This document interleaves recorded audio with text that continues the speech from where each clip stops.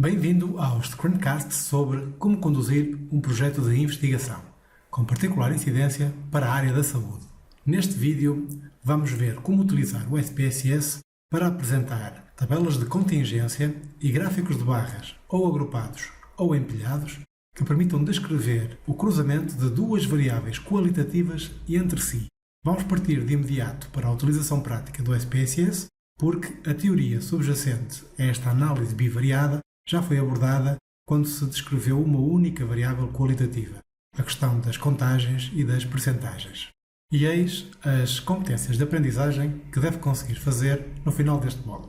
Ou seja, deve conseguir utilizar o SPSS para apresentar tabelas de contingência e gráficos de barras ou agrupados ou empilhados que permitam descrever o tal cruzamento de duas variáveis qualitativas entre si.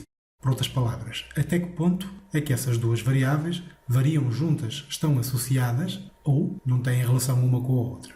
Em termos de personalização, vamos ver também como é que podemos transformar um gráfico de barras empilhado numa escala absoluta de 0 a 100%, que vai permitir fazer uma comparação mais fácil entre os grupos envolvidos.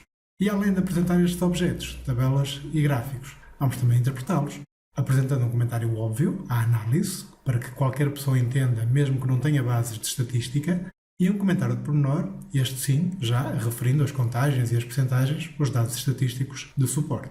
Mas vamos de imediato fazer a primeira das análises. Aqui está a base de dados do projeto de investigação modelo. Imagine que o que se pretende é cruzar as habilitações literárias da grávida, que é uma variável ordinal que se distribui nestas 4 classes, desde menos estudos até mais estudos, e o que é pretendido é ver se isto está ou não associado com a mulher ser ou não obesa, que é uma variável também qualitativa, nominal, neste caso, do tipo sim ou não. A ideia é, será que as pessoas mais instruídas tomam decisões mais equilibradas em termos de alimentação, que levam ao peso dentro normal e não à obesidade? Então, para cruzar estas duas variáveis, deveremos ir ao menu Analyze, Estatísticas Descritivas, Crosstabs. Na janela que surge, temos que escolher as variáveis da esquerda para a direita e, apesar de não ser como nos cruzamentos de duas variáveis quantitativas, o x e o y, aqui as linhas também são a variável que precede no tempo, que surge primeiro, e as colunas são a variável que sucede no tempo, que surge depois. De certa forma, as linhas são equivalentes ao x e as colunas são equivalentes ao y.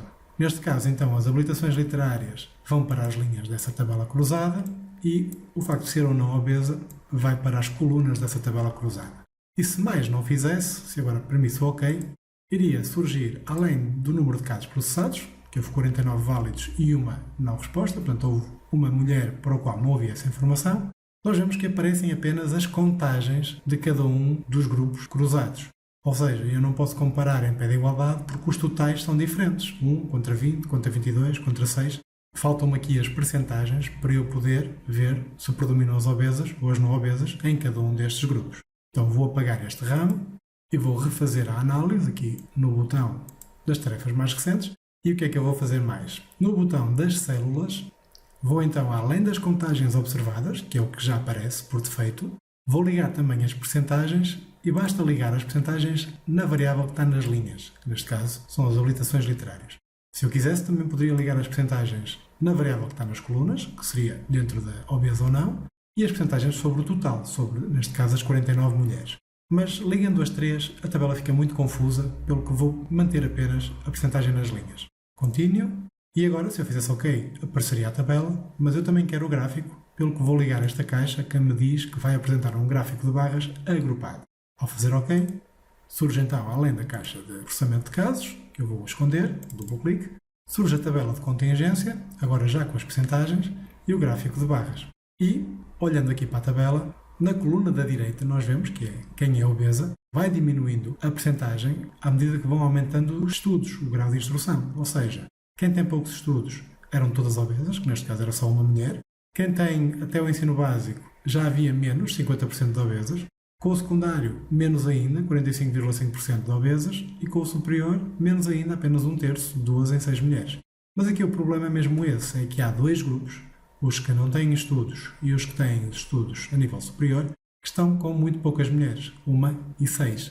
Portanto, estes grupos não são representativos, não se podem comparar em pé de igualdade com estes dois, que têm bastantes mais mulheres. O ideal será refazer esta análise, mas juntando estas duas classes numa só, menos instruídas, e estas outras duas classes, noutra, seriam as mais instruídas. De qualquer forma, antes disso, vamos colocar aqui um comentário óbvio. A condição de obesas destas grávidas parece ser influenciada pelas suas habilitações literárias, pois à medida que aumenta o grau de instrução, a percentagem de obesas diminui. É o que se viu aqui, 100, 50, 45, 33. No entanto, há dois grupos de mulheres, as que não têm escolaridade e as que têm o ensino superior, que têm muito pouca representatividade, pelo que o ideal será refazer a análise. Vamos então fazer isso, não sem antes mudar aqui o nome no painel de navegação, tabela de contingência, mais gráfico de barras agrupado das habilitações literárias por obesidade.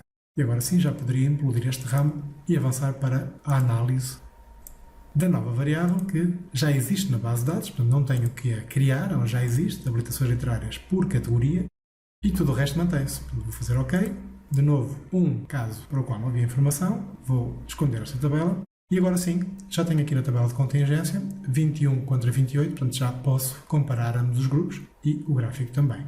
E aqui o que se conclui é que há aqui uma inversão, portanto logo olhando para o gráfico e vendo a inversão das cores, percebe-se que há associação entre as variáveis. No grupo das que têm menos estudos, predomina a barra verde, portanto, que sim, que são obesas. No grupo das que têm mais instrução, predomina a barra azul, que não são obesas. Mais uma vez se conclui que o grau de instrução parece influenciar ou estar associado com as decisões que levam uma pessoa a ser obesa ou a ter um peso dentro do normal. Vou então mudar o nome do ramo e colocar os comentários. Cá está o nome, agora é a tabela de contingência, gráfico de barras agrupado das habilitações literárias por categoria, com a obesidade, e o comentário óbvio que o grau de instrução destas grávidas está associado à sua condição de obesas, ou seja, ter mais estudos leva a uma menor propensão para ser obesa, foi o que nós vimos aqui, portanto 52,4% das menos instruídas são obesas, a maioria, e aqui é ao contrário, 57,1% a maioria das mais instruídas não é obesa. O comentário pormenor leva-nos precisamente a referir essas percentagens. Das 21 grávidas que só foram até o ensino básico, que é este total, 21 até o ensino básico e 28 com mais estudos, dessas 21, a maioria, 52,4%, eram obesas. E esta percentagem é cerca de 10% mais do que no grupo das mais instruídas. Repare-se que são 52,4% contra 42,8%. Portanto, é cerca de 10% mais, o que não é desprezável. Já das 28 grávidas que têm os ensinos secundário superior, das mais instruídas, a maioria, 57,1%, não eram obesas. A maioria não eram obesas. E também a diferença é de cerca de 10% para o grupo de cima, 57 versus 47. O que se diz a seguir é que esta diferença de 10% entre os dois grupos é suficiente para inverter a tendência. Veja-se a tal cor predominante que se altera do grupo da esquerda para o grupo da direita. Como tal, parece que o facto de ter mais estudos levou estas mulheres a tomarem decisões nutricionais mais equilibradas, de forma a manter o peso dentro dos valores normais. Na sua maioria, porque também há aqui algumas mulheres no grupo de baixo que são obesas, 42,9%.